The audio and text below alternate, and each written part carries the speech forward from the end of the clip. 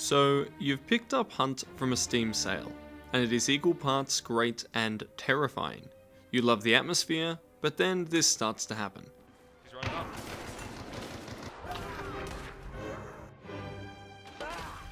So then you decide to search for the best beginner guide on the interwebs to help you become a pro. And that's how you ended up here, where I'm going to tell you the first 14 things that you need to know to turn from being hunted into the hunter. Now this video is full of things that are considered important knowledge. You don't have to use all of these tactics to be successful, but being aware of them really does help a lot. And I'm of course always looking for new partners as well, so if you want to team up and learn some tricks, come find us at our Discord server linked in the description below. Let's get started and stick around because I'm saving the best till last. Number 1. Bring a knife, or at least some kind of bladed weapon. Knives are probably the best all-around tool of choice. They are cheap, they don't take out a weapon slot, and they allow you to easily and silently kill all grunts, hives, and heavies on the map. Just don't get too confident with packs of dogs or meatheads. You might need something a bit bigger for them. Number 2 is that burning hunter bodies will leave them fully dead and unable to be revived. This means that if you throw a lantern or a firebomb on a downed enemy, their partner will have a narrow window of opportunity to revive them, or they will be permadead forever. Note that if someone is downed in water or a lake, then they are safe from the fire. The third thing you need to know is that matches are not always full. It is possible to load into a map where there are no enemy hunters. You just won't know it, as this game really does try and do its best to keep you paranoid at all times. Number 4 is that you need to use sound. Headphones are almost a must. Remember that almost every action and enemy in this game has a distinctive sound. If something sounds out of place, then it's probably a sign that there is a threat nearby. For more about sound, I've made a few videos specifically on that topic, so check those out too.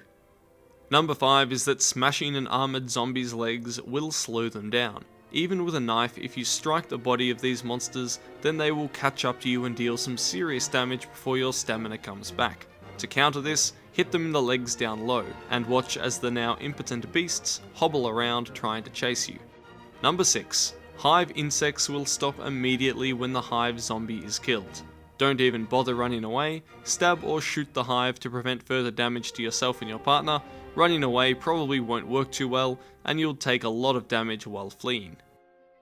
Number 7. Stealth is a little bit overrated. While it is certainly a good idea not to make too much noise, crouching at a slow pace throughout the entire map makes you an easy target for headshots, and it means you're always going to be a little bit behind your enemies in the fight for the bounty.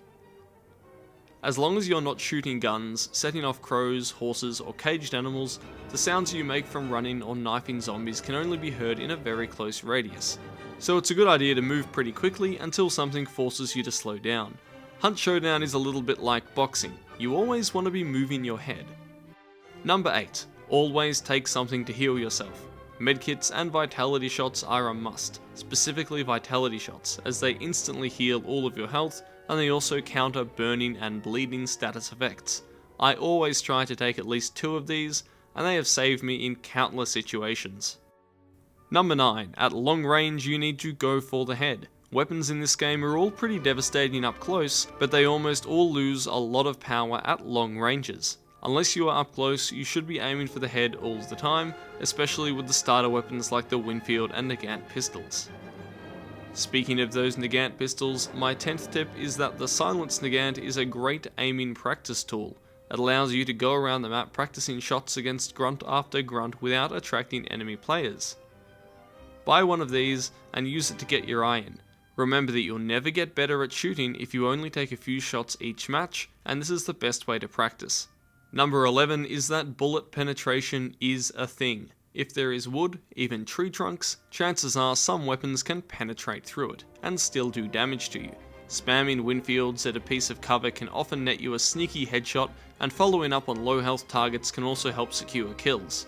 Just remember that the same applies to you, so hiding behind a small wooden barricade will not keep you safe from experienced players. Number 12. Staggering bosses is generally how you're going to kill them.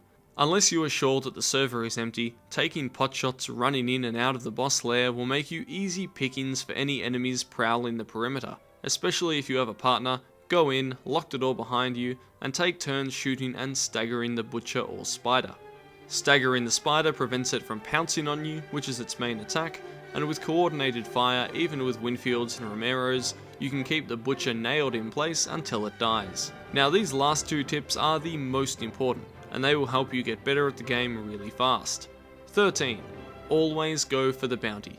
It may seem safe to go in, get a clue, kill some zombies, and then extract, but although you might save money and keep your shitty tier 1 hunter alive a bit longer, you miss out on the most important thing, which is experience. No, I'm not talking about experience points, I'm talking about personal experience of how to deal with different situations in the game. So just try some stuff, have fun, and don't worry about stats or permadeath, because then you will improve much faster. Number 14 is my final tip for this video, and it is that you should be using the official Hunt Discord or some other means to find partners to play with. Most people are pretty friendly and ready to help out new players and nourish the community.